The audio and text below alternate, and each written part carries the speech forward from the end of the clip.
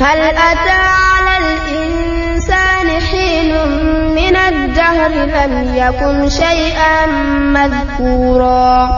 إنا خلقنا الإنسان من نطفة أمشاج نبتليه فجعلناه سميعا بصيرا إنا هديناه السبيل إما شاكرا وإما كفورا إنا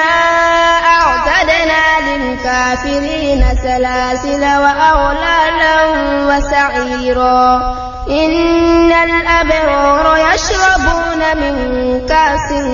كان مزاجها كافورا عينا يشرب بها عباد الله يفجرونها تفجيرا يوفون بالنذر ويخافون يوما كان شره مستطيرا فيطعمون الطعام على حبه مسكينا ويتيما واسيرا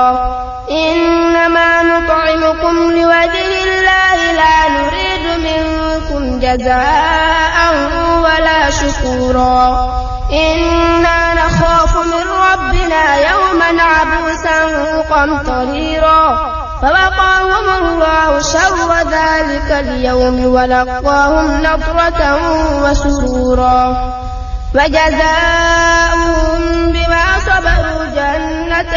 وحريرا متكئين فيها على الأرائك لا يرون فيها شمسا ولا زمهريرا ودانية عليهم ظلالها وذللت قطوفها تذليلا ويطاف عليهم بآنية من فضة وأكواب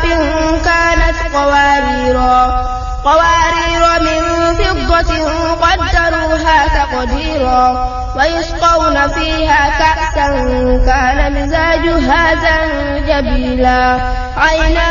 فيها تسمى سلسبيلا ويطوف عليهم ولدان مخلدون إذا رأيتهم حسبتهم لؤلؤا منثورا وإذا رأيت ثم رأيت نعيما وملكا كبيرا عاليهم ثياب سندس خضر واستبرق وحلوا وساجر من فضة وسقاهم ربهم شرابا طهورا إن هذا كان لكم جزاء وكان سعيكم مشكورا إنا نحن نزلنا